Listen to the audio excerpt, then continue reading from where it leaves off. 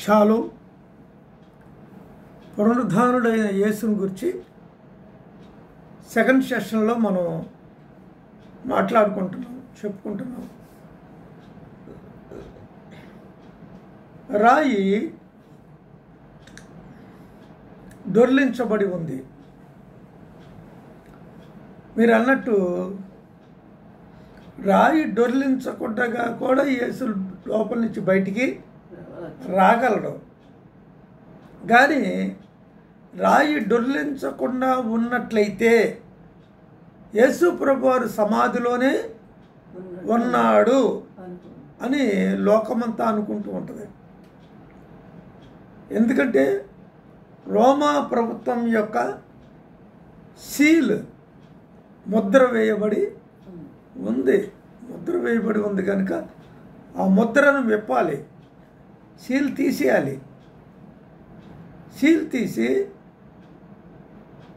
Seal తీస్తేనే రాయి డొర్లుద్ది, కదులుద్ది. రాయి seal ఊడిపోయింది. యేసు లేవగానే సమాధి రాయి అడ్డుగా ఉన్న రాయి దానంతట దానిగా అలా పక్కకి వెళ్ళిపోయింది. యేసు ప్రభువారు లోపల నుంచి బయటికి నడుచుకుంటూ వచ్చారు. స్త్రీలు యేసు ప్రభుని ఇక్కడ చూసారా అంటే మత్తయి ఇక్కడ చూసినట్టు రాయలేదు, కానీ దేవదూత మాట్లాడినట్టుగా రాశాడు. తర్వాత ఆయన లేచి గలిలయకు వెళ్తున్నాడు. మీరు త్వరగా వెళ్ళి ఆయన శిష్యులకు ఈ మాట చెప్పండి అన్నప్పుడు వాళ్ళు పరిగెత్తుకుంటా అపోస్తలులకు చెప్పడానికి వెడతా ఉన్నారు. వాళ్ళు ఇంతలో మరొక సందర్భం. ఏంటి ఆ సందర్భం అంటే, యేసు ప్రభువారు పునరుద్ధానుడైనప్పుడు సమాధి లోపల శబ్దాలు వచ్చినాయి. శబ్దాలు వచ్చినప్పుడు మరి సమాధి చుట్టూ వారు కావలి కాస్తున్నారుగా. శాస్త్రులు, పరిసయ్యులు, ప్రధాన యాజకుడు వాళ్ళు వెళ్ళి పిలాతుకు ఒక మాట చెప్తారు. అయ్యా, ఆ వంచకుడు అంటే మోసగాడు బ్రతికున్న రోజుల్లో ఇలా చెప్పాడు,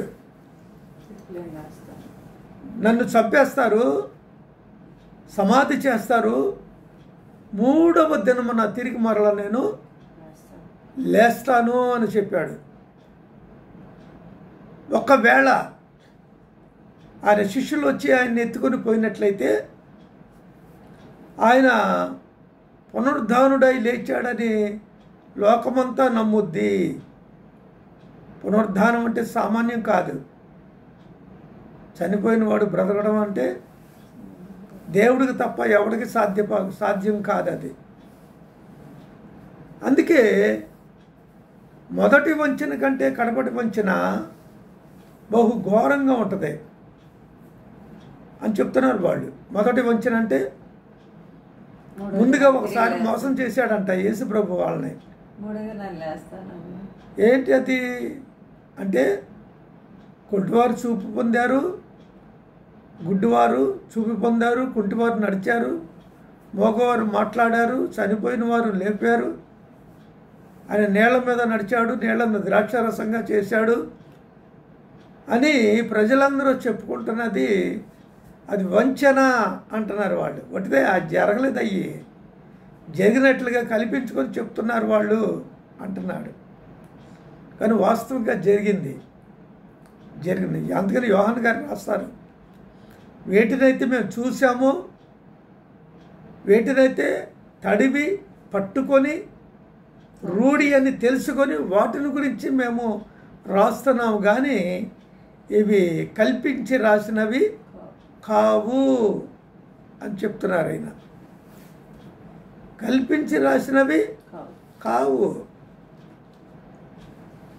అందుకే యేసు ప్రభు వారు గుడ్డివారికి కళ్ళు ఇచ్చారు, మోగవారికి మాటలు ఇచ్చారు, చెవిటి వారికి వినికిడి శక్తిని ఇచ్చారు, కుంటి వారికి కాళ్ళు ఇచ్చారు, చనిపోయిన వారిని సహితము ఆయన బ్రతికించిన సందర్భాలు 3 కనిపిస్తాయి మనకి. కనుక యేసు ప్రభు చేయగలడు. కానీ యేసు ఇలా చెప్పాడు, నేను లేస్తానన్నాడు. కానీ ఆయన శిష్యులు ఎత్తుకెళ్ళిపోతే చాలా ఘోరంగా ఉంటుంది ఆ పరిస్థితి. కనుక కాపలా కాయడానికి, సమాధిని కాయడానికి సైనికుల్ని ఇవ్వండయ్యా అని అడిగాడు. వాళ్ళు మీ దగ్గరే ఉన్నారు కదా, మీరు తీసుకెళ్ళండి. మీకు ఎంతమంది కావాలో, 100 మంది కావాలా, 1000 మంది కావాలా, ఎంతమంది కావాలో తీసుకెళ్ళి సమాధి చుట్టూ ఈ 3 రోజులు కావాలి ఉంచుకోండి అయ్యా అన్నాడు. 3 దినాల్లో లేస్తారన్నాడు కనుక 3 దినాలు కావాలి. సరే, మహాబలవంతులైన కమాండోస్ని, గ్లాడియేటర్స్, యోధులైన రోమా మహావీరుల్ని, చతుష్టయములను అంటే 16 మందిని ఏర్పరచుకొని సమాధి చుట్టూ కావలి ఉంచారు. అది చిన్న గుహ, కొండను గుహగా తొలిపించి అరిమతి యోసేపు తన కొరకు తన కుటుంబ సభ్యుల కొరకు సమాధులు తొలిపించుకున్నారు. కానీ అందులో యేసు ప్రభు యొక్క శరీరాన్ని ఆయన పెట్టాడు. ఎందుకంటే ఆయన కూడా యేసు ప్రభుకి ఒక రహస్య శిష్యుడు. యోసేపే కాకుండా ఇంకొక ఆయన ఉన్నారు, నికోదేము. ఆయన కూడా రహస్య శిష్యుడే. అందుకే అరిమతి యోసేపు ఎవరైనా అంటే యెరూషలేము యొక్క మేయర్, సన్హెడ్రిన్ సభ సభ్యుడు. కనుక ఆయన వెళ్ళి పిలాతుని అడిగాడు, యేసు దేహాన్ని నాకు ఇప్పించండి అయ్యా అన్నప్పుడు తీసుకెళ్ళిపోమన్నాడు. తీసుకొచ్చి తన యొక్క సమాధిలో సమాధి చేయడం జరిగింది. అయితే శాస్త్రులు, పరిసయ్యులు, తర్వాత ప్రధాన యాజకుడు తన దగ్గర ఉన్న 16 మంది మహాపరాక్రమం కలిగిన రోమా సైనికులను తీసుకొచ్చి కావలి ఉంచారు 3 దినాలు.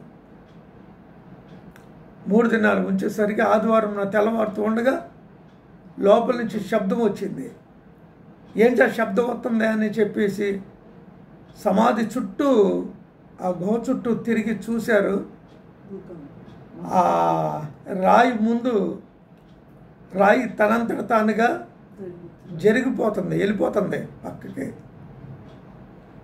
నిశ్చేష్టులై ఆ రాయి వైపు అలా చూస్తూనే ఉన్నారు. ఇక వాళ్ళకి ఏం చేయాలో అర్థం కాక చచ్చిన వారి వలె పడిపోయి కళ్ళు మూసుకొని అలా చూస్తూ ఉన్నారు. వాళ్ళు చూస్తూ ఉండగానే యేసు ప్రభు వారు అందులో సమాధిలో నుండి లేచి నడిచి వెళ్ళిపోతున్నారు. నడిచి వెళ్ళిపోయేవాడిని అడ్డగించవచ్చుగా, అడ్డగించే అంత ధైర్య సాహసాలు వారు చేయలేకపోయారు, వాళ్ళకి లేవు. ఇప్పుడు యేసు వెళ్ళిపోయిన తర్వాత కొంత దూరం వెళ్ళిపోయి మాయమైపోయారు ఆయన.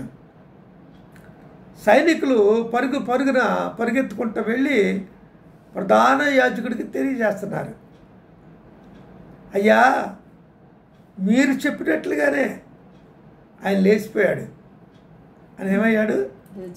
లేచిపోయాడు. లేస్తాడన్నారు అని అన్నవారుగా మీరు, ఆయన లేచిపోయాడు. లేచిపోయి మా కళ్ళ ముందే నడిచి వెళ్ళిపోయాడు అయ్యా ఆయన అన్నప్పుడు వాళ్ళకి లంచం ఇచ్చారు.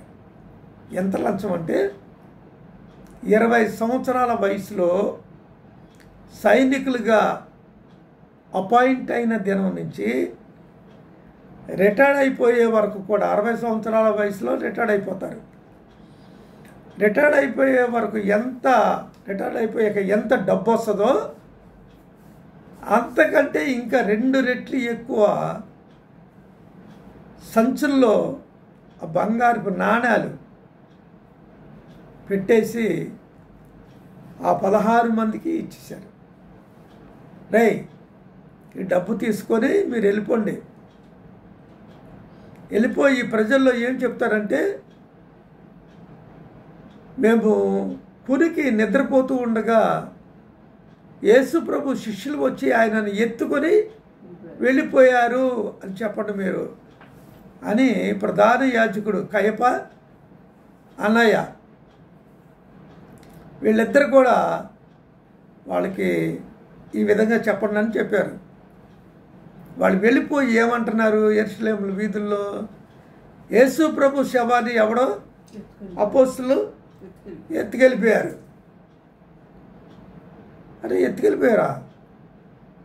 ఎందుకని ఎత్తుకెళ్ళిపోయారా అంటే ప్రధాన యాజకుడు చెప్పాడుగా, మేము నిద్రించుచుండగా వారు వచ్చి ఎత్తుకొని వెళ్ళిపోయారని అలా చెప్పండి అన్నాడుగా.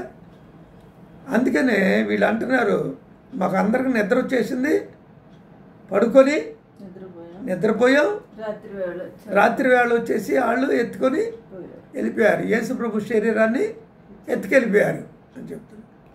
ఆ మాట చెప్పడానికి రోమా సైనికులకి సిగ్గుండొద్దా అండి? ప్రపంచంలోకెల్లా అత్యంత బలమైన సామ్రాజ్యము రోమా సామ్రాజ్యం. క్రీస్తు శకం 1వ శతాబ్దంలో అంత బలమైన సామ్రాజ్యంలో అలజడి రేపి రాజముద్ర ఉండగా దాన్ని తెంచి రాయిని డొర్లించి యేసు శరీరాన్ని ఎక్కడికి తీసుకెళ్ళారు? వాళ్ళు సైనికులు తీసుకెళ్ళి ఎవ్వడికి సాధ్యం కాదు.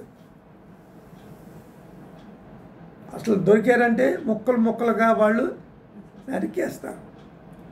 సీజర్ చక్రవర్తికి తెలిస్తే చంపేస్తాడు. ఎరా, మీరు ఎంత అసమర్థులైన సైనికుల, నా ప్రభుత్వానికి ఎంత పేరుందరా, ఏంట్రా మీరు ఎలా చేశారని రోమా సైనికుల మీద యాక్షన్ తీసుకుంటాడు. అందుకని వీడు చెప్పారు, మీకు ఏదైనా పిలాతు నుంచి అధికారి దగ్గర నుండి మీకు ఏదైనా తొందర కలిగితే ఆ సంగతి మేము చూసుకుంటాం, మీరేం భయపడొద్దు, మీ ఉద్యోగాలు పోతాయని, మిమ్మల్ని చంపేస్తారని మీరు భయపడొద్దు, అతను మేము సమ్మతపరుస్తాం, కనుక మీరు ధైర్యంగా వెళ్ళిపోండి అని లంచం ఇచ్చి పంపించేశారు. వాళ్ళు వెళ్ళి యేసు ప్రభుని ఎత్తుకెళ్ళిపోయారు. రాజుబాబు ఆయన శిష్యులు వచ్చేసి ఎత్తుకెళ్ళిపోయారు అని చెప్పారు. అదే ఈరోజు వరకు కూడా యూదులు నమ్ముతున్నారు.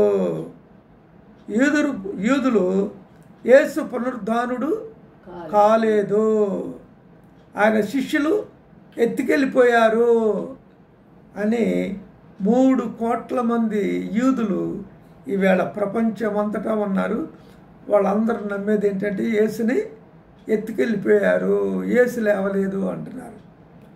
కానీ 400 కోట్ల మంది క్రైస్తవులు, 3 కోట్లు ఎక్కడ, 400 కోట్లు ఎక్కడ, 400 కోట్ల మంది క్రైస్తవులు యేసు పునరుద్ధానుడయ్యాడు, యేసు పునరుద్ధానుడయ్యాడు,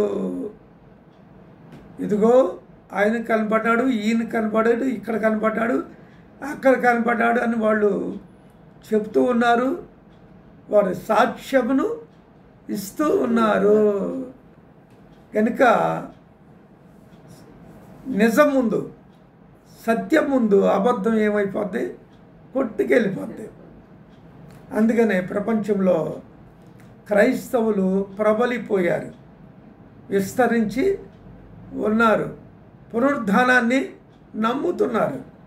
యేసు ప్రభువారు పునరుద్ధానుడయ్యాడు అని నమ్ముతున్నారన్నమాట. ఆ విధంగా యేసు ప్రభువారు పునరుద్ధానుడయ్యాడు అన్నది నిజం, వాస్తవం, అది సత్యం కూడా. ఇక్కడ అబద్ధమేమీ కూడా లేదు. అబద్ధము చెప్పవలసిన అవసరత ఎవ్వరికి కూడా లేదు. యేసు ప్రభువారు దేవుడు కనుక ఆయన లేచాడు. అలాగే మనల్ని కూడా రేపు భవిష్యత్తులో మృతులైన వారిని ఆయన లేపడానికి, తన రాజ్యానికి తీసుకొని వెళ్ళటానికి ఆయన రాబోతున్నాడు అని తెలియజేస్తూ ఈ నా మాటలు ముగిస్తున్నాను. షాలోమ్.